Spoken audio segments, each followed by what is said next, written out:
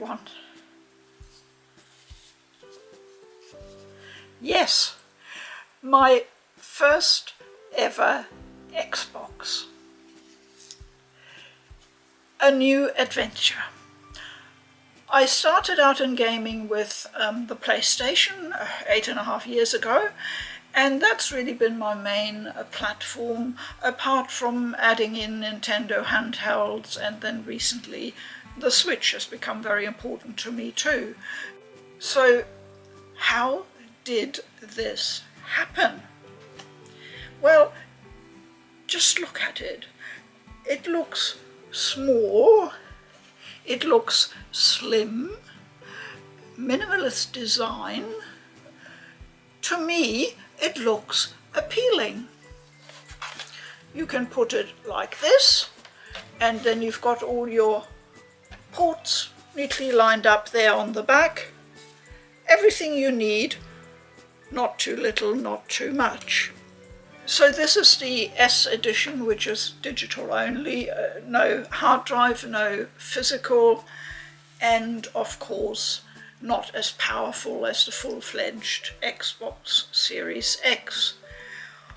Or you say, no physical, what is Britta doing? Well, we all have our reasons why we decide to go with one thing or another, and I have my very own personal reasons why at this very point in time I wanted to finally try out an Xbox and see what it's all about. Why didn't I get a PlayStation 5, you ask? Well, assuming I would have been able to get one, which is very doubtful. And the answer is that I looked at it, of course, but I simply was not excited about it. I did not see any reason for me to invest in a big, expensive console so early in its life cycle, when I had a whole host of reasons why it wouldn't fit into my lifestyle and gaming style at this particular time. One reason was quite simply that it's a huge box, the PS5. I'm running out of space. I wouldn't know where to put it. It would have to go in the lounge, and Poodlepa looked at a photo and said, monstrosity. And he's quite right. I don't like the design style either. It wouldn't suit us, to be honest. More importantly, I always look at a new console in particular and ask, are there several games on it that are so important, so console defining, that it is a must-have console? I have never been an early adopter. I waited a good 2 years before I got a PS4, and I waited 2.5 years before I got a Switch. By then I knew I definitely wanted one, and there were games on there, exclusives, that I just had to play, being the sort of RPG player I am. With the PS5, that point hasn't been reached by a long, long country mile for me. So it just was not on my horizon at this time. However, the Xbox is very, very different. Do I get it for Xbox exclusives? I'm not a Halo player. That doesn't really figure for me. My reasons are very different ones. Sure, there are a few games you can only get on Xbox, and there are a few older games from the 360 era that I'm quite keen to finally have a chance to play, but I have to admit it, I am attracted by the simplicity of the Game Pass system. I don't think it will ever replace for me physical games. I would call it part of the gaming portfolio. It gives me an option that is so convenient, well priced and easy to administer that at this point in time I think it will fit very well into how I see my gaming life from now on. I think I mentioned in a previous video that I will have to downsize a bit as far as acquiring limited editions and the many physical copies of games that I've been collecting so far are concerned. With downsizing that side of things, the Xbox offers me a very good way of still being able to access both current and older games while not being bound to having to purchase physical all the time. I've pretty much completed my physical collections, the ones I really wanted, mainly for the PlayStation, and I'm afraid there's no more room really. So the future looks different, and I need to make some changes. I recognize that, and the Xbox simply fits for me personally into that changed habitat of how I acquire and play games. At this point, I have to mention something that I don't normally mention here on the channel, but getting this Xbox was made possible by my supporters on Ko-fi, and I want to thank them very, very much. They have been absolutely amazing, and they made this possible. What more can I say but thank you from the bottom of my heart. The Xbox arrived yesterday. I had quite an adventure getting hold of one because the funding goal for the Xbox was reached on the day that New Zealand went into lockdown, which meant that all retailers were required not to process non-essential purchases anymore, and unfortunately gaming consoles are considered non-essential items in New Zealand, certainly where pandemics are concerned. But I have a computer supplier I have known for at least 20 years, and they've always looked after me, and they managed to secure a unit for me, have it put on hold, and then shipped out at the earliest opportunity when it was possible to do so. And that's how I received my Xbox yesterday. I immediately got to work setting it up, and I can report that the process was straightforward and pretty easy. The phone app made it all quite simple, so I was certainly pleased with that.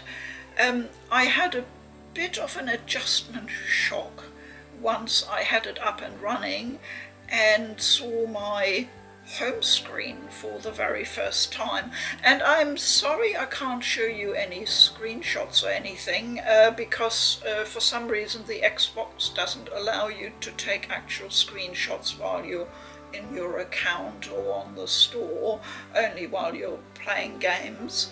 So I had to resort to taking just a few photos, which I'll just insert in between to illustrate a bit what I'm talking about. The Xbox is organized very, very differently from the PlayStation, and at first I had a slight shock of adjustment because I was adrift. I didn't know where anything was, and there's an awful lot on the screen with the Xbox, and the moment you start going into the menu there are sub-menus and sub-sub-menus, and it's quite easy to get lost. But it only took me 24 hours to start getting used to it and to start organizing my home screen. Thank you for those of you who already contacted me once you realized I had an Xbox and offered help and advice.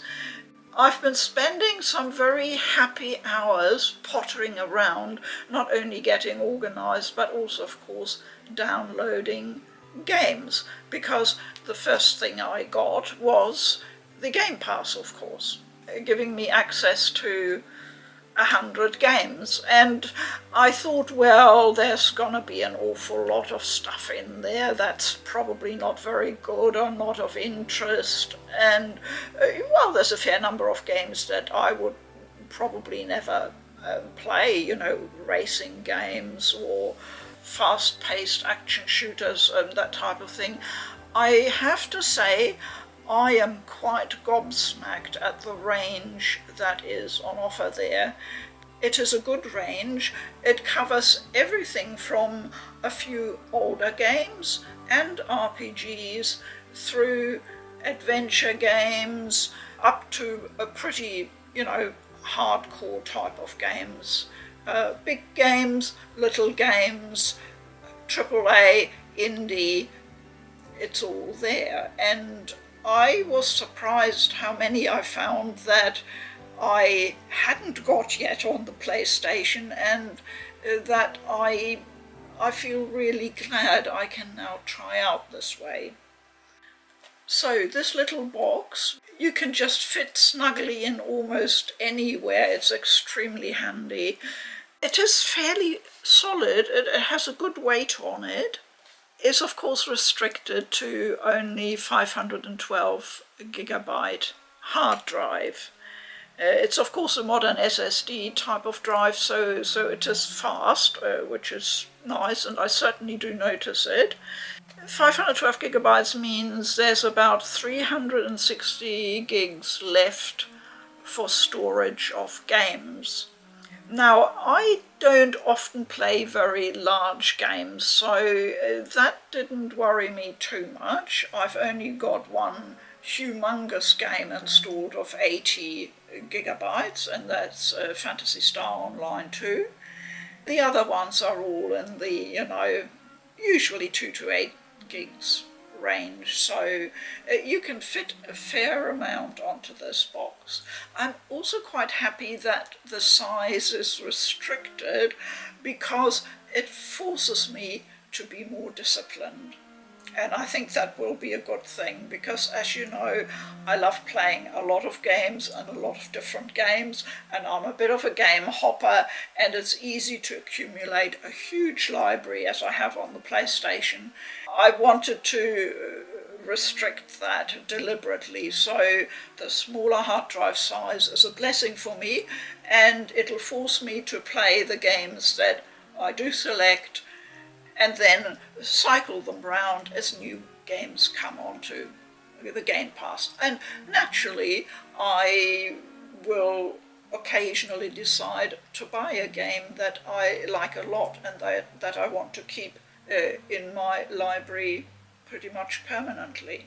Another thing I was quite pleased with is the network speed of the Xbox system. Now, I'm here in New Zealand, and your speeds may vary wherever you are in the world, of course, but naturally I compare it to the PlayStation network, and I have to say that over the last few years has become a really quite slow here in New Zealand. The PS3 now runs like it's stuck in super thick molasses, but the PS4 is now beginning to feel quite sluggish too. I notice it. We have two here in our household, and it sometimes takes forever just to load up the store, and then each page you have to wait as it cumbersomely rolls out the image tiles. It's getting a wee bit frustrating. I did notice the difference when I started up the Xbox, that everything is just there. I flip to the Microsoft Store, the page is there. I flip back to my games, they pop up. It's nice, yeah. Not having to sit there and wait for it to slowly load. Likewise, the download speeds I found very good. I'm on a fast fibre connection, a gigabit one here. Of course, that doesn't mean we always get a very fast data transfer, because in New Zealand, like anywhere else in the world, our data networks are often overloaded and speeds are reduced. But I found that during the week, when I download a game, like I did on Friday, I had a transfer speed of something like 300 to 400 megabits per second, which is pretty fast, and I can only dream of that on the PlayStation Network. Over the weekend now it's a bit slower, but still very good, and I can download a smaller game of, anywhere between 2 and 8 gigabytes within a couple of minutes. So that's pretty impressive, and once again it's a great convenience factor. So finally I wanted to talk about the controller just a little bit. What you're getting here is really my very, very first and very fresh impressions of an Xbox newbie, a real noob where Xbox is concerned, because everything is completely new to me. The controller is stylish. It is surprisingly, I wouldn't say heavy, but it feels solid in the hand, and that's something that I like. Comparing it with the PlayStation controller is actually slightly more lightweight by comparison, which is interesting. I will have to get used to the asymmetric alignment. I'm of course used to the PlayStation having the symmetrical alignment of the sticks, but I've got that on the Switch as well, so I don't think that's a huge problem. Very, very small differences between how the sticks move, but not an awful lot. Slightly more resistance on the PS4 controller. Of course, the D-pad is in a different position, slightly offset, so my fingers still need to get used to that. But it's nice and clicky, and you can move around very well. They now, with the new Series X and S, have a share button right here in the center for taking quick captures, screenshots and video clip recordings. So that's nice and pretty similar really to the PlayStation. The only thing that I'm slightly bamboozled by is that I have to learn the buttons. I'm not kidding. I mean, it's that basic.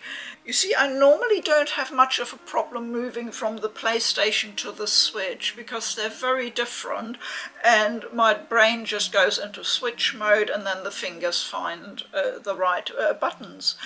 But unfortunately, between the Switch and the Xbox, it's very similar. And that's what makes it more confusing, because the X and the Y are just the other way round, and the same thing with A and B, it's exactly the other way round. And my brain is still trying to process that. One thing about the Xbox controller that at first freaked me out a bit is that it runs off 2 AA batteries. And I thought, batteries in this day and age? It's just working off ordinary batteries. I'm not hugely into batteries for controllers. I get a bit nervous. I think, when are they going to run out? Many years ago I had a little controller, a third-party controller for my PS3. And yes, I don't know why they give them such odd names. I mean, really. But it was the most fantastic little controller because it suited my small hands really, really well, and I was able to play some games with awkward platforming and whatnot a lot better. And that had little batteries in the back. And of course I forgot to take them out when I wasn't using it, and what happened? The batteries started leaking and it ruined the whole controller. I still feel a bit salty about that, because I liked that thing so much. So I'm always worried at the back of my mind about something like that happening. So I've ordered an extra long USB-C cable to be able to connect the controller straight to the Xbox itself. I don't mind having a controller wide. I'm used to that from the older PlayStation 2 and the 3. I've always played like that. It doesn't bother me at all. I'd rather not have to worry about batteries running out. That's the only minor niggle I would have. Otherwise it feels really nice, and it has this grippy texture on the back here, and that feels actually really, really good to hold, and while you're operating it, it gives you a really good secure grip. You're not gonna slip. That's less likely to happen on here. It feels very ergonomic to me. It's got a nice compact size which suits my hand size very well. The top buttons, left and right, a bit different from the PlayStation, especially the ones at the back here. And my brain still hasn't processed which ones are called bumper and which ones are called trigger. For some reason I always get it the wrong way round, so please excuse me on that. I thought these ones would be trigger and these ones would be bumpers, but I believe it's the other way round, and the front ones are bumpers and the back ones trigger. I hope I got that right. I literally don't know. My brain just refuses to accept this information. I will have to train myself. Very nice controller, a nice box, which I notice runs very cool, and I don't hear it at all when it's operating. Poodlepa, we were playing a game together this afternoon on the Xbox, and you've got very good hearing. Did you hear any whirring or anything coming from this little box? No, nothing. Whereas he always notices when we put on the PlayStation, he always says, gosh, that's noisy. I agree, and all my PlayStations I found always run pretty warm. The PS4 Pro actually runs hot, I would have to say, and it always concerns me a bit because we all know it's not really good for components. I've never had a PlayStation fail on me, I have to say, but still I prefer it if they run cool, if they have good ventilation like this one does, and a good cooling system. What am I playing on the Xbox? Well, we'll have to talk about that another time. I'll just put in a little photo of some of the games I have downloaded. I've been very impressed with the graphics. I've got a nice TV that I specially picked for gaming in my gaming room, and I think it's important to combine your console, whichever one it is, with a suitable monitor or TV, otherwise it's really hard to judge.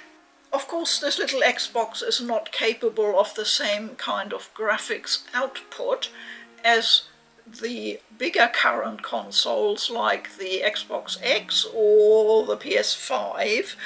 I would compare it more with the PS4 Pro, but I will have to do a few more comparisons to work that one out. All I can say so far from the few games that I've had a look at, they look very, very good. The picture is very crisp and clear without being overly contrasty, which is something I don't like. I honestly don't think I'm gonna miss that they can't go up to the full 4K because the Xbox S only does a sort of in-between upscaling thing. Honestly, the picture quality is very good, and for the types of games I play, that's all I'm asking for, and it's eminently suitable for those games. So in future I will have to include a segment on this channel, updating you once in a while on the games I've been playing on my Xbox. And the Game Pass, of course, allows me to cycle through a fairly large number of games and quickly work out which ones will suit me, which ones I like, and which ones will go back to the great Game Pass bin in the sky. So this was a very quick, rough and ready first look at newbie in Xbox land, you could say. My first impressions of the Xbox, a great addition to my console stable.